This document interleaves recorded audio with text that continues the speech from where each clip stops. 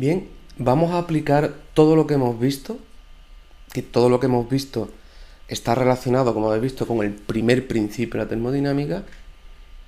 Hemos hablado de trabajo, hemos hablado de calor, hemos hablado de dos funciones de estado, la energía interna y la entalpía, y hemos deducido una serie de ecuaciones. Bien, pues ahora vamos a aplicarlo, digamos, al caso más sencillo, que son los gases ideales, ¿vale? No solo lo vamos a aplicar a los gases ideales porque sea lo más sencillo y por tanto conveniente para empezar a trabajar con estas ecuaciones, empezar a ver qué tipo de cálculos podemos hacer con ellas. No solo porque sea más sencillo, sino además porque es tremendamente útil, porque ya hemos visto que cualquier gas real, por tanto que tengas en el laboratorio, que esté a una presión media moderada, por debajo de 3 atmósferas, cualquier gas real a una presión moderada o baja, pues se comporta prácticamente igual que un gas ideal. Bueno, todas las ecuaciones que vamos a ver aquí sirven para un gas que esté a presiones no muy altas. Y vamos a ver la cantidad de problemas que podemos resolver con estas ecuaciones. Bien, de aquí, de la aplicación del primer principio a los gases ideales, surge toda una colección de problemas, ¿vale? La mayoría de los ejercicios, ¿no? de este primer tema, o una gran parte de ellos, incluyen los cálculos que vamos a ver aquí. Bien, pues empezamos. Hasta ahora lo que hemos visto del gas ideal, así es como lo hemos definido, es que es aquel gas que en toda condición cumple que el producto de su presión por su volumen, P por V, es igual al número de moles que tiene por una constante que se llama R y por la temperatura a la que está. P por V igual a nRT. Cualquier gas que cumpla esa ecuación en cualquier condición, decimos que es un gas ideal. Bien. Aprovechando todo lo que hemos visto de la energía interna, la entalpía, las capacidades caloríficas, etcétera, etcétera, vamos a poder extraer algunas otras características propias del gas ideal. Aparte de que cumple esa ecuación, vamos a ver que también cumple otra serie de condiciones muy interesantes para los cálculos, ¿no? Bien, en primer lugar, una cuestión fundamental. Fijaos en esta experiencia de aquí. Tengo dos recipientes separados, ¿vale? A través de un mecanismo que girando permite que o bien se cierra un recipiente y se aísla uno de otro, o bien abriéndolo permito que el gas circule de un recipiente a otro. Está rodeado por unas paredes aislantes, o sea, esas paredes impiden que pueda haber intercambio de calor. Aquí tengo un gas encerrado que estará pues, a la temperatura que esté, pues a una cierta presión, ocupando ese volumen, ¿de acuerdo? Y al otro lado tengo un recipiente que está al vacío, es decir, presión cero. En ese segundo recipiente he hecho el vacío. Muy bien. Si yo abro esta compuerta y permito que, por tanto, que el gas se expanda, sabemos por experiencia que efectivamente se va a expandir. Vamos a fijarnos en este cambio. Obviamente ha cambiado el estado. Ha cambiado el estado. Sin embargo, en este cambio, ¿el sistema ha podido intercambiar calor? La respuesta es no, porque está rodeado de paredes aislantes, adiabáticas, ¿no? Luego, no ha habido intercambio de calor. Bien. ¿Y trabajo? ¿Ha podido realizar trabajo? Uno podría decir, sí, porque se ha expandido. No, no porque se ha expandido contra el vacío. El vacío quiere decir presión cero. Presión cero quiere decir que no hay ninguna fuerza. Entonces, si no hay ninguna fuerza, por mucho que me expanda, como me expando contra nada, no tengo que vencer ninguna fuerza, el trabajo que hago es nulo. Si usamos la definición de trabajo, ya sabemos, menos P exterior por diferencial de V. Si P exterior es cero, pues el trabajo es cero. Luego, en esta expansión, ni ha habido intercambio de calor, ni ha habido intercambio de trabajo. Entonces, si acudimos al primer principio de la termodinámica, ¿ha podido variar la energía interna del sistema? La respuesta es no, porque es que no ha habido ningún intercambio de energía. En este proceso de expansión no ha habido ningún intercambio de energía. Si no ha habido ningún intercambio de energía porque ni ha habido calor ni trabajo, si no ha habido ningún intercambio de energía, la energía que había aquí es exactamente la misma que hay aquí. No ha podido cambiar, se ha mantenido constante. Bien, luego en este proceso incremento de U es 0. La energía del gas no ha cambiado nada, porque ni hay intercambio de calor ni intercambio de trabajo. Perfecto. Luego la energía se ha mantenido constante en este proceso. Bien, vamos a fijarnos ahora en las propiedades. ¿La presión? ¿Ha cambiado la presión? Pues indudablemente, ¿vale? Porque aquí estaba más concentrado y aquí se le ha permitido expandirse al doble de volumen. Luego la presión cae. De hecho, la presión cae a la mitad. ¿Y el volumen? Pues el volumen también ha cambiado. Antes ocupaba solo este volumen y ahora ocupa el doble de volumen. De ahí sacamos la consecuencia, bueno, y la temperatura. Pues si mides esto con un termómetro, te das cuenta que la temperatura tampoco ha variado nada. O sea, la temperatura no ha cambiado. ¿La presión ha cambiado? Sí. Ha caído a la mitad. ¿El volumen ha cambiado? Sí. Se ha hecho el doble. ¿La temperatura ha cambiado? No. La temperatura es la única que no cambia. De ahí sacamos la consecuencia importantísima de que la energía del gas depende solo de la temperatura. Porque si dependiera de la presión, al variar la presión, habría variado la energía. Si dependiera del volumen, al variar el volumen, habría variado la energía. Luego, no dependen ni de la presión ni del volumen. Depende solo de la temperatura. Y como la temperatura no cambia, la energía no cambia. Así que esta conclusión experimental es terriblemente importante. Porque si es un gas ideal, la energía, su energía interna, depende solo de la temperatura. En un gas ideal puedo hacer lo que quiera con la presión y el volumen. Cambiarlo de lo que me dé la gana. Que si la temperatura no cambia, la energía no cambia. Perfecto. Importantísimo para un gas ideal. Eso nos lleva a la siguiente conclusión. La entalpía, ¿cómo la hemos definido? Energía interna más el producto de P por V. Como estamos con un gas ideal, ¿cuánto vale P por V para un gas ideal? nRT. Entonces, para un gas ideal hemos visto que la energía depende solo de T. Y P por V también depende solo de T. Luego H depende de esto, que depende solo de T. Luego llegamos a la conclusión de que también la entalpía del gas, depende exclusivamente de la temperatura. Puedo cambiar lo que quiera, la presión y el volumen, que si no cambia la temperatura, no cambia la entalpía. Y lo mismo le pasa a la energía interna. Otra conclusión importantísima. Insisto, que se cumple solo para los gases ideales. Perfecto, perfecto. Muy bien, así que en cualquier proceso isotermo, me da igual como sea. Si me dicen gas ideal y me dicen isotermo, automáticamente incremento de H0, incremento de U0. Porque si es isotermo, la temperatura es constante. Y si la temperatura es constante, no cambia la energía interna, no cambia la entalpía. Luego, incremento de U, 0. Incremento de H, 0. Importante. Y que os va a ayudar en muchísimos ejercicios. Si os dicen gas ideal y os dicen isotermo, incremento de H0, incremento de U0. Importante. Otra consecuencia importantísima, para los gases ideales. Hemos definido C sub V de esta manera, el calor que se intercambia a volumen constante partido la variación de temperatura. Pero, también sabemos que si el volumen es constante, el calor se identifica con la variación de energía interna. Hemos dicho que C sub V es cómo varía la energía interna con la temperatura a volumen constante, ¿de acuerdo? Y lo mismo para C sub P. C sub P era el calor intercambio a presión constante partido la variación de temperatura. Pero el calor a presión constante es lo mismo que la variación de entalpía. Luego C sub P es cómo varía la entalpía con la temperatura a presión constante. Perfecto, perfecto. Sin embargo, para un gas ideal, hemos dicho que U varía solo con T. Luego, ¿la variación de U con T va a depender de que el volumen sea constante o no? No, a la variación de U con T le importa un rábano el volumen. Ya hemos dicho que el volumen no afecta a la energía.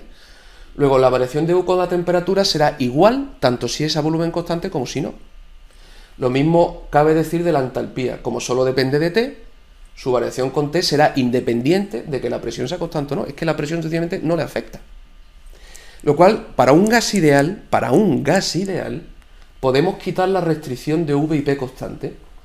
Y despejando de aquí, implica que para un gas ideal podremos calcular siempre el volumen, en la variación de energía interna como C sub V diferencial de T. Aunque el volumen no sea constante. Imagínate que el volumen no es constante. Si es un gas ideal, diferencial de U siempre va a ser C sub V diferencial de T. Siempre, aunque el volumen no sea constante. Luego podré usar esto siempre, aunque el volumen no sea constante, en un gas ideal.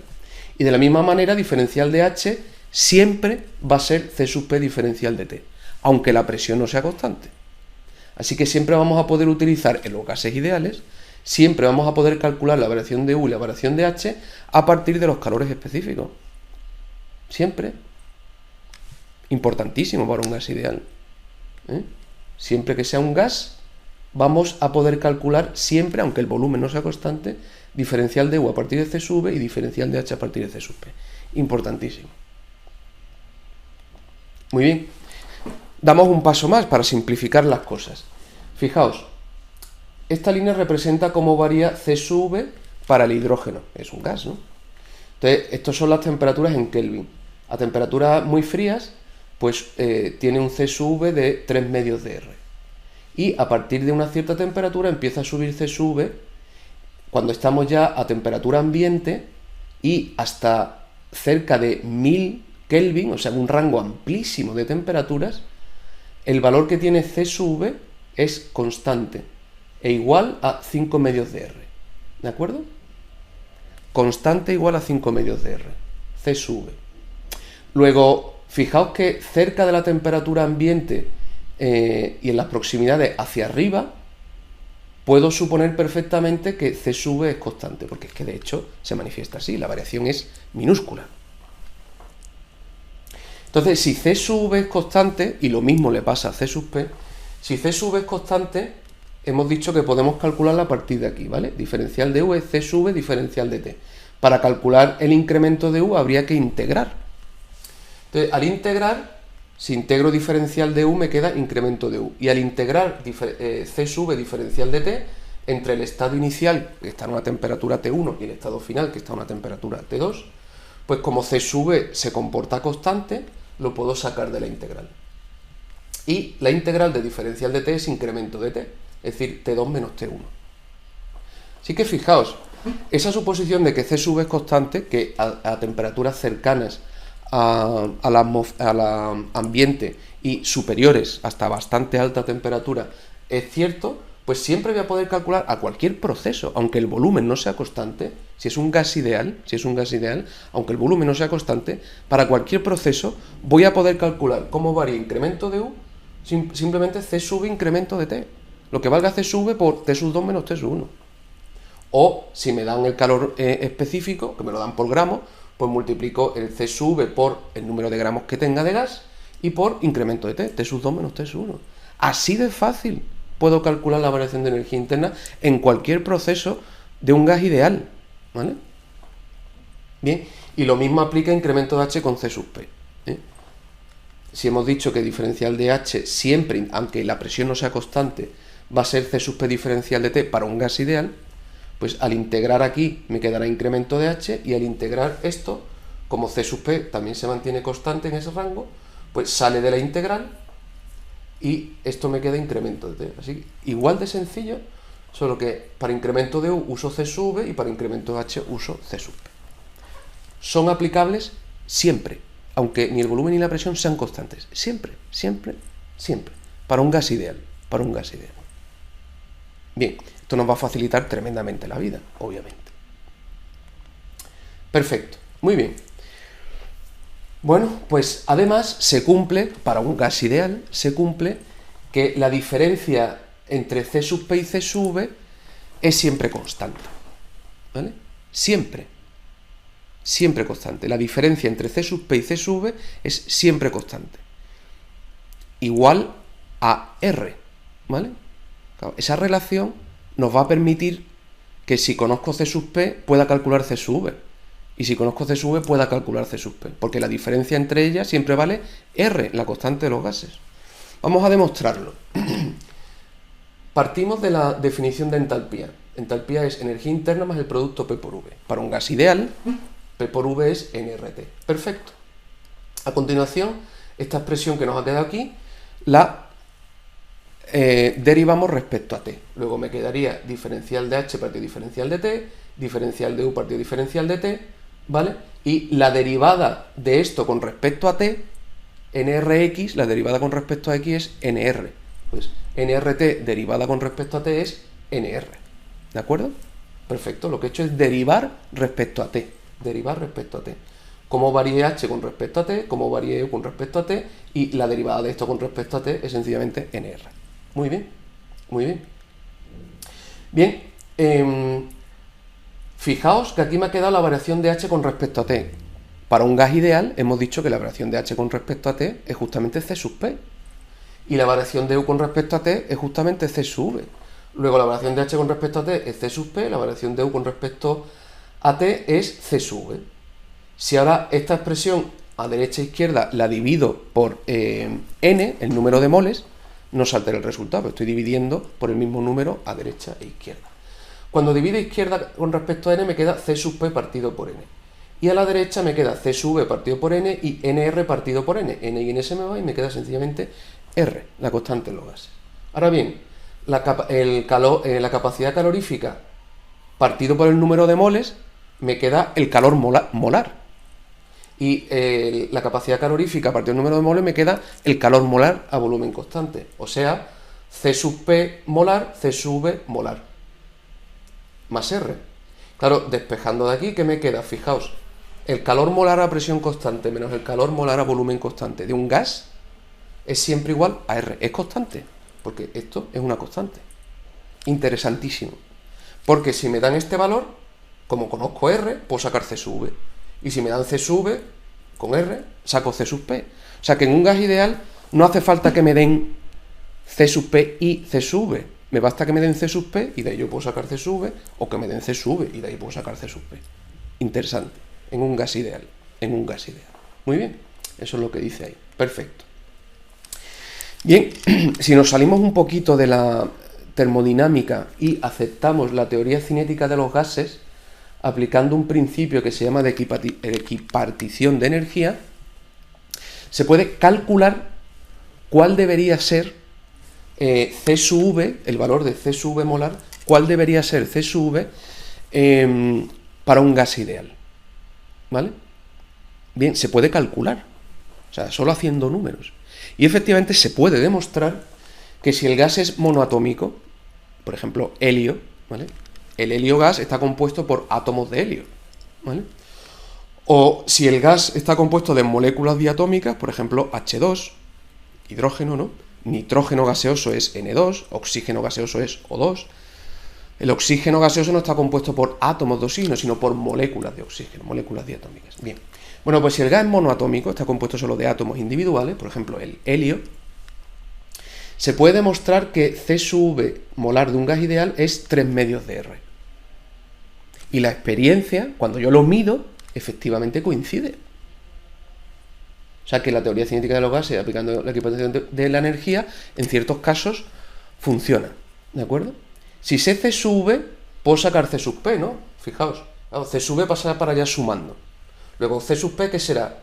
C sub V más R. Si a C sub V le sumo R, me da C sub P. Perfecto.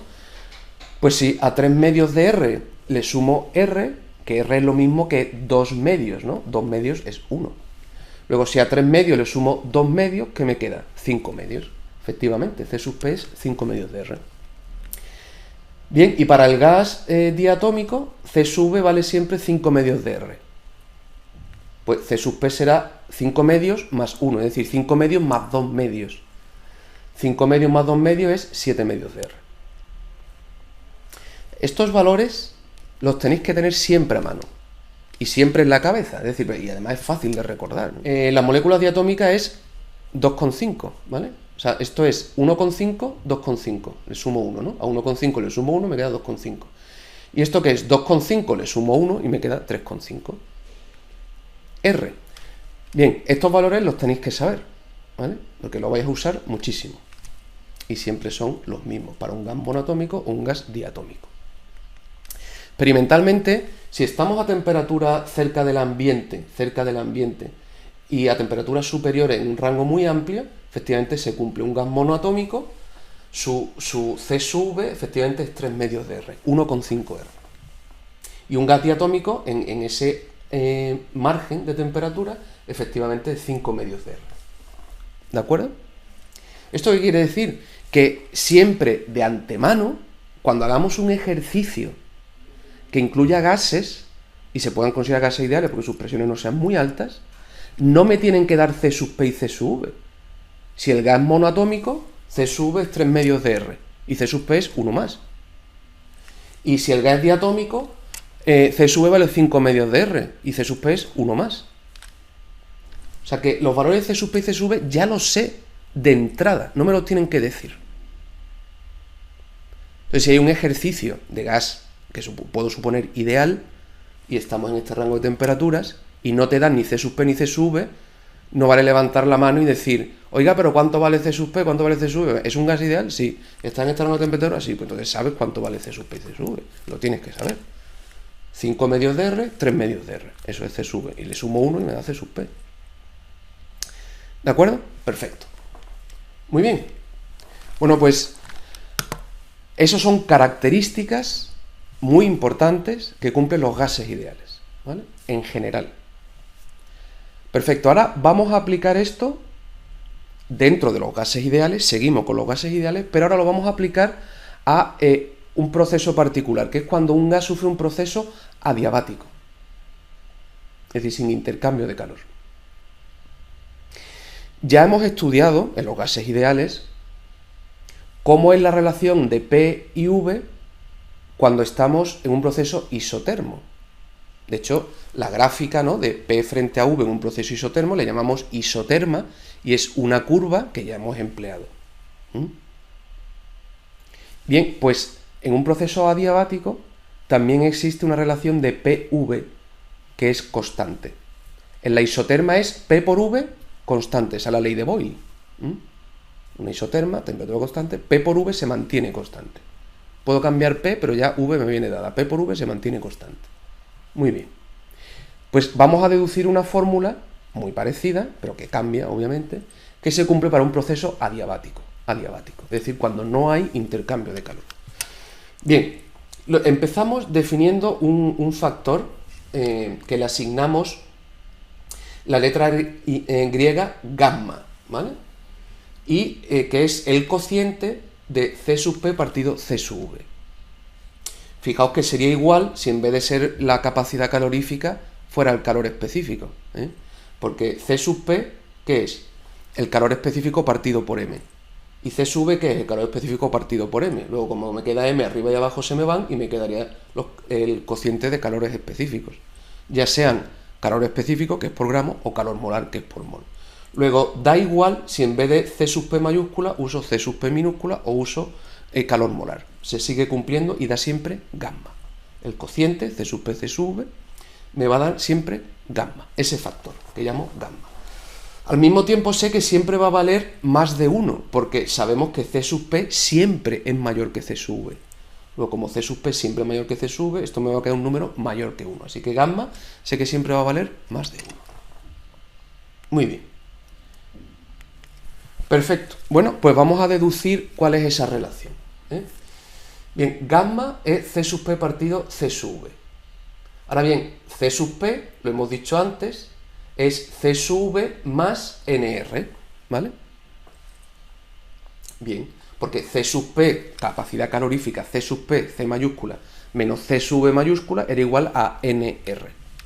Dividir por N me queda que C molar, C sub P molar menos C sub V molar es igual a R. Pero si es C mayúscula, la diferencia C sub P, C sub V es NR. Por eso C sub P es C sub V más NR. Claro, está dividiendo por C sub V, luego C sub V partido C sub V es 1, y aquí me queda NR partido C sub V. Si despejo, me queda que gamma menos 1 es NR partido C sube. Muy bien, eso nos lo guardamos, porque lo vamos a usar después. O sea que NR partido C sube es lo mismo que gamma menos 1. Nos lo guardamos. Perfecto. Ahora nos vamos al primer principio, que me dice que la variación de energía interna en un sistema cerrado es el calor intercambiado más el trabajo intercambiado. Estamos considerando un proceso adiabático. Queremos encontrar la relación PV en un proceso adiabático. Un proceso adiabático, por definición, no intercambia calor. Luego, la variación de Q, o sea, el calor intercambiado es cero. Y me queda que directamente la variación de energía interna es igual a al trabajo intercambiado. Si esto me lo llevo restando al otro lado, pues la diferencia entre la variación de energía y el trabajo es cero. ¿Vale? Diferencial de U menos el trabajo es igual a cero. Perfecto, perfecto. Bien. Perfecto, entonces, claro, estamos considerando sistemas, ya lo hemos dicho, en que habitualmente el único trabajo implicado es de tipo expansión-compresión, P por V, P por V. Luego, como sé que el trabajo es menos P diferencial de V, como esto tiene un menos delante, menos con menos se vuelve más. Luego me quedaría más P diferencial de V. Bien. Además, el proceso que estamos considerando es adiabático reversible. Igual que la isoterma era isoterma reversible, es decir, la isoterma era toda para estados de equilibrio. Pero ahora queremos saber todos los estados de equilibrio en una adiabática. Si está en equilibrio, quiere decir que presión exterior es igual a presión interior, y por tanto, en vez de poner en el trabajo P exterior, pongo directamente la P interior, que es la P del gas. La P del gas. Muy bien. Nos ha quedado esto. Estamos hablando de gases ideales. Entonces, en un gas ideal, diferencial de U siempre vale, siempre, C sube diferencial de T, en un gas ideal. Bien, y la presión en un gas ideal siempre es nRT partido por V. Luego, sustituyendo, me queda diferencial de V, C sube diferencial de T, y la presión es nRT partido por V diferencial de V. Muy bien. Muy bien. Si dividimos por T, tanto izquierda como derecha, 0 partido por T sigue siendo 0, y todo esto partido por T, me queda C sube diferencial de T partido por T, y NRTV partido de T, T y T se me va, y me queda NR partido por V diferencial de V. Perfecto, perfecto. Ahora vamos a integrar, ¿de acuerdo? Vamos a integrar. C sube, ya hemos dicho que en los ambientes habituales de temperatura ambiente hacia arriba se mantiene constante y por tanto puede salir de la integral, y NR obviamente son constantes. Es un sistema cerrado, la cantidad de masa que hay, los moles que hay son los que son, y R la constante de los gases. Luego eso sale de la integral. ¿Cuál es la integral de 1 partido de T? Pues es la integral de 1 partido de X. La integral de 1 partido de X es logaritmo neperiano de X. Luego la integral de 1 partido de T es logaritmo neperiano de T. Y de 1 partido por V, logaritmo neperiano de V. ¿Y la integral de 0? Pues una constante, ¿vale? La derivada de una constante siempre es 0. Por eso la integral de 0 puede ser cualquier constante. Una constante general. Perfecto. Perfecto. Muy bien. Si dividimos todo por C sub V, a izquierda y a derecha, me va a quedar a la derecha K partido C sub V. Como C sub V es constante, el rango habitual de trabajo, pues una constante entre algo constante me sigue quedando constante. Muy bien. C sub V se me va con C sub V y aquí me queda NR partido C sub V. Perfecto. NR partido C sub V, ¿eso qué era igual? Gamma menos 1. Pues donde pone NR partido C sub V pongo gamma menos 1. Y ahora aprovechamos las propiedades de los logaritmos. Lo que multiplica un logaritmo se puede poner como exponente, ¿vale? Así que me queda logaritmo neperiano de T más logaritmo neperiano de V elevado a gamma menos 1. La suma de logaritmos es lo mismo que el logaritmo del producto. Luego me quedaría el logaritmo de T por V elevado a gamma menos 1 igual a constante. Si ahora quito el logaritmo, la exponencial de una constante sigue siendo constante. E elevado a una constante es una constante. Luego me queda que esto que está dentro, T por V elevado a gamma menos 1 es constante. Esta ya es una primera relación, ¿vale?, que se cumple en las adiabáticas, la relación que hay entre temperatura y volumen.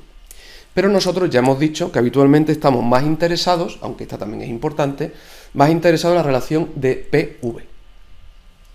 En una isoterma, cuando la temperatura es constante, habíamos encontrado la ley de Boyle, P por V igual a constante. Vamos a ver qué nos queda en una adiabática, que es lo que estamos viendo ahora. Pues partimos de ahí y como es un gas ideal, yo sé que T será P por V partido NR, o sea, de P por V igual NRT, despejo T. NR pasa dividiendo, y T sería P por V partido NR. NR es una constante, ¿vale? Pasa para allá multiplicando, ¿y qué pasa? Pues una constante por otra constante me sigue quedando constante. ¿Y aquí qué me ha quedado? Me ha quedado P por V gamma menos 1. Cuando yo multiplico, por ejemplo, x cuadrado por x al cubo, ¿qué me queda? X a la quinta, es decir, los exponentes se suman. Pues aquí es V por V, es decir, los exponentes se suman. Me queda gamma menos 1 más 1. Menos 1 más 1 se me va, y ¿qué me queda? V elevado a gamma. Hemos llegado a la relación que queríamos. P por V elevado a gamma, constante. En una isoterma, P por V constante. En una diabática, P por V elevado a gamma, constante. Estas son las dos relaciones. Si lo representamos gráficamente, queda eso que tenéis ahí. La isoterma ya la conocíamos. De hecho, esta es justamente la que usamos en el ejemplo del trabajo. Que partíamos de un gas que ocupaba 1 litro a 10 atmósferas y acababa en un gas que a 1 atmósfera ocupa 10 litros. Y esto es isoterma. ¿Veis? P por V se mantiene constante. 10 por 1 es 10, y aquí abajo, que es el último estado, 1 por 10 es 10. Y en cualquier punto intermedio se sigue cumpliendo que P por V es constante. P por V vale, en ese caso, 10. Bien.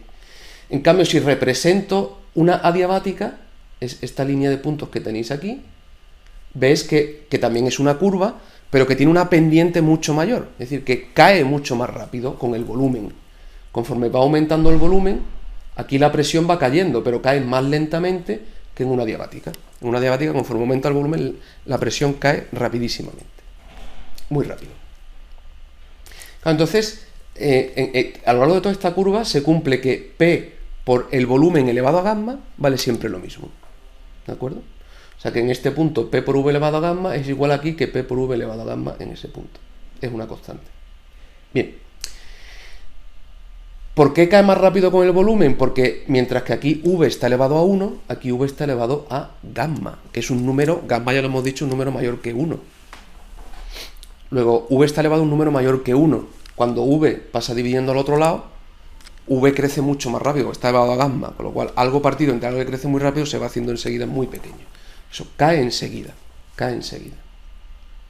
Consecuencias de esto, pues tenemos, la primera es que para una misma caída de presión yo tengo un gas y puedo dejar que se expanda de modo isotermo, es decir, conservando la temperatura, por ejemplo, con ese gas sumergido en un baño que se mantiene a presión constante, luego sé que la temperatura no va a variar, sería una expansión isoterma. Dejo que se pare cuando se iguala a la presión atmosférica, sería este proceso. Si lo hago de modo reversible, sería a través de la isoterma. O puedo dejar que se expanda, pero sin intercambiar calor. O sea, aíslo el gas con unas paredes adiabáticas que impide que haya intercambio de calor. Entonces, observaría, si dejo que se expanda de modo reversible, bajando la presión poquito a poquito, hasta llegar a presión atmosférica, veo que sí, que se expande, pero mucho menos. Y cuando llega a presión atmosférica ocupa un volumen mucho menor. El área, en un gráfico PV, el área debajo de la curva, ya lo sabemos, es el trabajo que realiza. Fijaos que para una misma caída de presión, un gas realiza muchísimo más trabajo de modo isotermo que de modo adiabático. Porque el área debajo de esta curva, que sería el trabajo, es mucho más pequeña que este área de aquí. Interesante y importante.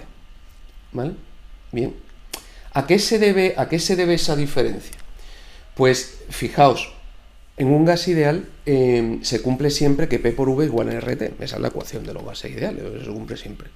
Entonces fijaos, NR es constante, luego P por V me da una indicación de T, ¿vale? O si queréis despeja T. T es P por V partido NR. NR es una constante. Luego, conforme mayor sea P por V, significa que mayor es la temperatura. Conforme menor sea P por V, menor es la temperatura. Entonces, fijaos. Aquí parten de la misma temperatura, porque P por V es igual en los dos, tanto esta adiabática como esta isoterma, es el mismo gas en el mismo estado inicial, misma temperatura. Pero fijaos que después de este proceso, la temperatura es distinta. En la isoterma, precisamente se llama isoterma, la temperatura no cambia, ¿vale? ¿Por qué? Porque aquí P por V es 10 por 1, lo mismo que valía aquí, 10 por 1. Luego la temperatura es la misma, una isoterma. Bien, pero aquí, P por V, P es 1 y V es 4. 4 por 1 es 4. Antes la temperatura era proporcional a 10 y ahora es proporcional a 4. O sea, ha caído un 60%. La temperatura ha caído un 60%. Es decir, ese gas, en este proceso de expandirse sin intercambio de calor, se ha enfriado una barbaridad. Se ha enfriado una barbaridad. Mientras que en condiciones isotermas no se ha enfriado nada, la temperatura sigue constante. En un proceso adiabático en el que no hay intercambio de calor, el gas, cuando se expande, se enfría muchísimo. Se enfría.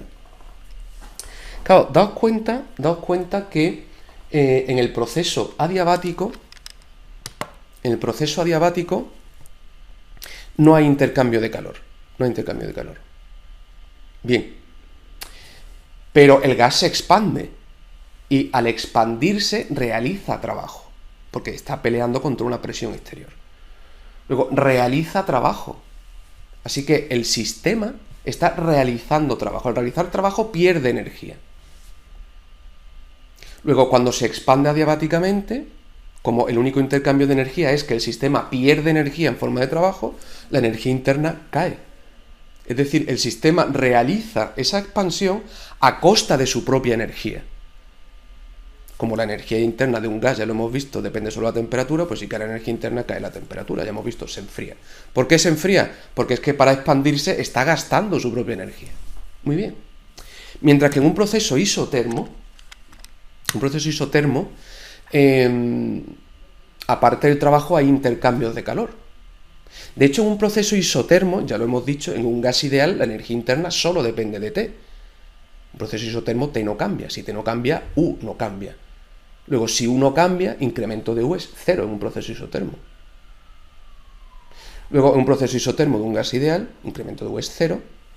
Incremento de U es calor más trabajo igual a 0. Luego, despejando, calor es igual a menos trabajo. Calor es igual a el trabajo cambiado de signo.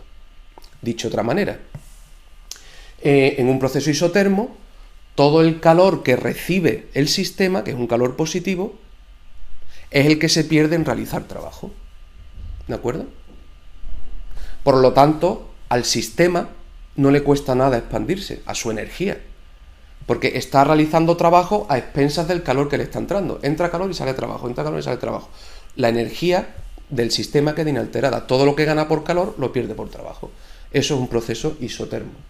Claro, como al sistema no le cuesta energía, su energía interna no cambia, y como la energía interna depende solo de la temperatura, pues si la energía interna no cambia, la temperatura no cambia. Es un proceso isotermo. Perfecto. Bien, entonces como la temperatura no cambia, mientras que en el proceso adiabático, el gas se enfría muchísimo, al final yo tengo la misma cantidad de gas a la misma presión, ¿vale? Porque acaba, el gas era el mismo y acaba a una atmósfera en ambos casos, ¿vale? A una atmósfera en ambos casos. Bien, si despejamos P por V, despejo la V, P pasa dividiendo. El volumen que va a ocupar va a ser NR, que es una constante en ambos casos. Va a ser T partido por P. P en este caso es 1, es una atmósfera, algo tampoco cuenta. Entonces, el volumen es directamente proporcional a T. En un proceso isotermo T no cambia, ocupará un determinado volumen. Pero en un proceso adiabático T cae muchísimo. Entonces, la misma cantidad de gas a la misma presión, si la enfrío, ocupa muchísimo menos volumen. Por eso, la misma cantidad de gas ocupa volúmenes distintos a la misma presión. ¿Por qué la misma cantidad de gas a una atmósfera aquí ocupa 10 litros y aquí solo ocupa 4? Porque aquí está mucho más frío. ¿De acuerdo? Muy bien. Perfecto. De manera que, concluimos que cuando un gas ideal se expande, si lo hace de modo isotermo, como lo hace a expensas del calor que le entra, realiza mucho más trabajo. Mientras que en un proceso adiabático, como ese trabajo de expansión lo tiene que hacer a costa de su propia energía, porque es adiabático, no recibe calor, pues entonces enseguida pierde mucha energía, pierde temperatura, ¿vale? Y enseguida cae la presión, cae mucho antes. Por eso se expande mucho menos, porque es a costa de su propia energía, ¿no? Bien, y realiza por tanto un trabajo menor, si lo hace de modo adiabático. Perfecto, perfecto.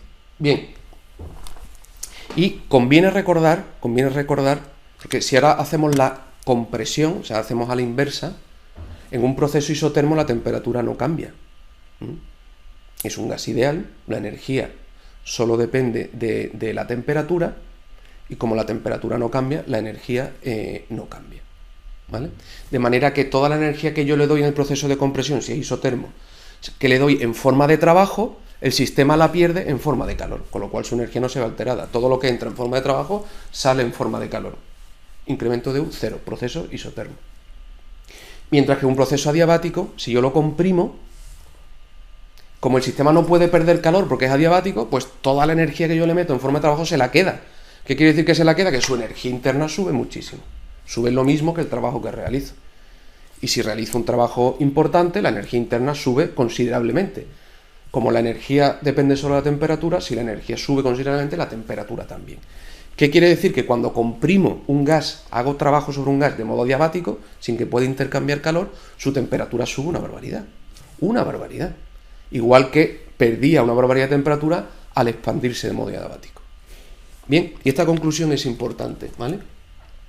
Si el proceso es adiabático, estamos hablando de un gas ideal, no se puede cambiar el volumen sin cambiar su temperatura, ¿vale? Un proceso adiabático, si yo le obligo a expandirse, se enfría. Si lo obligo a comprimirse, se calienta. Porque la expansión la hace a costa de su energía interna y la compresión es trabajo que yo le meto, energía que le meto y que él no puede perder de ninguna manera. Luego se va incrementando su energía interna y va subiendo su temperatura. De hecho, si os fijáis en el proceso de compresión, tendríamos que partir del mismo punto, ¿eh? Entonces, si partimos de aquí, la isoterma hace esto y llega a un estado final de un P por V 10 por 1, que es proporcional a la temperatura. La 10 por 1 es 10, proporcional a 10. Mientras que si esta curva, este punto lo trasladamos aquí porque estaremos partiendo de este estado, es una curva que crece mucho antes, ¿vale? Tiene una pendiente mucho mayor, con lo cual enseguida crecería, imagínate que llega aquí. Pues la adiabática llegaría a este punto, en el proceso de compresión, ¿vale?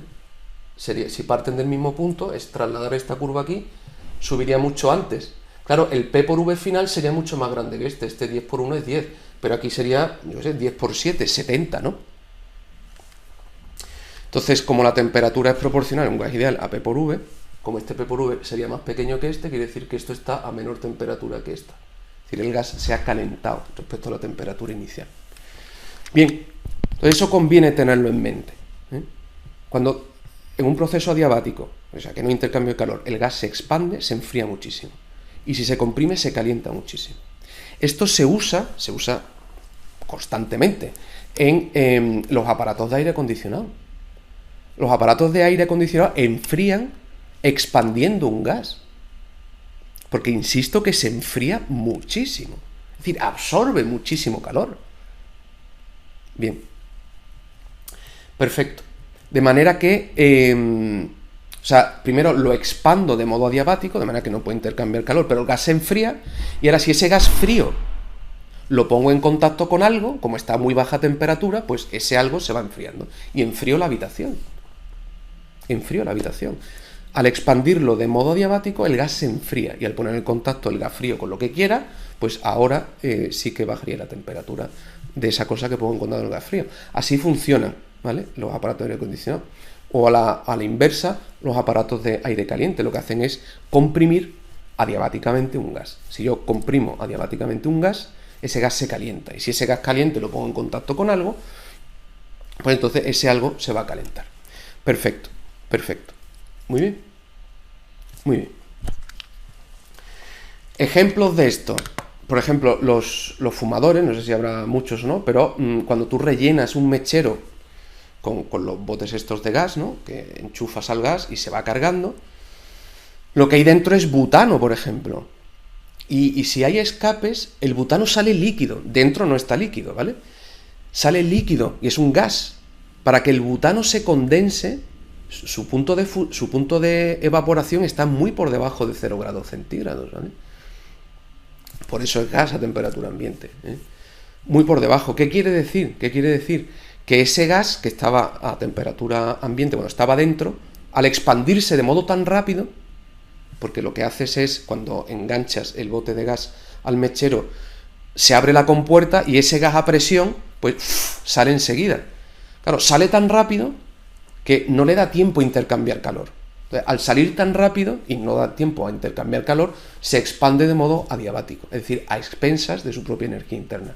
Y se enfría una barbaridad, una barbaridad. Y entonces, el mechero, una vez que lo ha recargado, el mechero está frío, muy frío. Y dice, bueno, ¿quién ha enfriado esto? Pues el gas que se ha expandido. De hecho, tienes que calentar el mechero un poquito para que ese gas que se ha enfriado tanto, que se ha vuelto líquido, pues se vuelva gaseoso y por tanto funcione el mechero, porque cuando sale por arriba es porque es gaseoso, no porque es líquido, ¿vale? Habría que calentar el mechero, se ha enfriado muchísimo. Y de hecho, en la puntita del recargador de gas del mechero, la puntita se suele congelar el agua, el vapor de agua que hay en el ambiente, se suele congelar alrededor de la puntita y se forman como una pequeña capita de escarcha o de hielo alrededor de la punta. O sea que, evidente, cuando un gas se expande de modo diabático, se enfría una barbaridad. Y otro ejemplo de cómo un gas, cuando lo comprimo, sin dejar que intercambie calor, lo comprimo de modo diabático, se calienta muchísimo. Un ejemplo de eso son los motores diésel. ¿Sabéis cuál es la diferencia entre el motor de gasolina y el motor diésel? Los dos usan un combustible, ¿vale?, que arde, y como consecuencia de la combustión, toda la energía que se libera ahí, pues es la que mueve al final los pistones que hacen que giren las ruedas, etc. Pero ¿cómo hago que arda, que empiece el proceso de combustión? Tengo que darle una cierta cantidad de energía, igual que la gasolina no arde por sí sola, si no, por ejemplo, no la aproximo una fuente de calor, ¿vale? Tengo que, pues, una llama o algo para que se ponga a arder. Ya están en contacto antes el oxígeno y la gasolina, pero no arde. Arde solo si le doy calor. Bien, bien. Inicialmente, ya una vez que empieza a producirse la propia combustión, pues ya el fuego se sigue automanteniendo todo el tiempo. Pero inicialmente hay que darle ese poquito de energía. Hay que subir su temperatura. ¿Cómo lo hace un motor de gasolina? Pues un motor de gasolina hace la ignición con una chispa, igual que en el caso de los mecheros, ¿no? Hago psh, ¿no? Y con la chispita que sale, pues es suficiente para que se empiece la combustión del gas y sale ya la llama. Hace falta esa pequeña chispa. Pues en un motor de gasolina, lo que hace que la gasolina se combustione, arda, es una descarga eléctrica, ¿vale? Bien. Perfecto, una pequeña descarga y arde. Bien. Un motor diésel no necesita esa descarga. ¿Cómo funciona un motor diésel? Un motor diésel funciona por compresión adiabática. Es decir, entra la gasolina y el pistón empieza a comprimir. Y llega un momento en que, como se está comprimiendo sin intercambio de calor, porque se comprime muy rápido, si se comprime muy rápido no le da tiempo a intercambiar calor, y si no da tiempo a intercambiar calor significa que se ha comprimido de modo adiabático. Entonces se comprime tan rápido que esos gases que hay ahí aumenta su temperatura una barbaridad, por compresión. Claro, aumenta tanto la temperatura que empieza la combustión y arde. Arde sencillamente por compresión adiabática. He aumentado la temperatura muchísimo sin necesidad de una descarga eléctrica, ni de una llama, ni de nada. Por compresión, aumento la temperatura que arde. Hay vídeos en internet, os mostraré algunos, de que efectivamente se ve, hay un tubito transparente con un pistón dentro que yo puedo empujar hacia abajo, es como si fuera una jeringa cerrada, ¿no?